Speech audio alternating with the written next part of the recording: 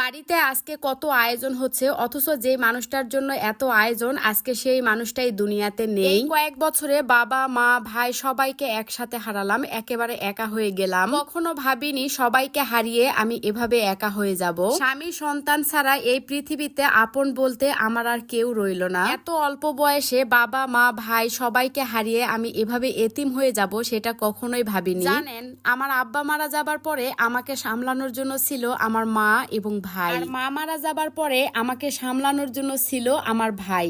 তখন 7 মাসের প্রেগনেন্ট ছিলাম। মাকে কবর দিয়ে আসার পরে মেজো ভাই আমাকে বড় ভাইয়ের হাতে তুলে দিয়ে বলেছিল, তুই বড় ভাই বাপের সমতুল্য, আমাদের বোনটার এই পৃথিবীতে আর কেউ নেই, তুই ওকে দেখে রাখিস। কিন্তু আমার বড় ভাই সেই কথা রাখতে পারেনি। মা মারা যাবার পরে তার সাথে আমার সম্পর্ক অনেক খারাপ হয়। পরিস্থিতি এমন একটা পর্যায়ে যায় আমরা দুইজন দুইজনের মুখের দিকে কখনো তাকাই না পর্যন্ত। যেহেতু আমি 7 মাসের প্রেগনেন্ট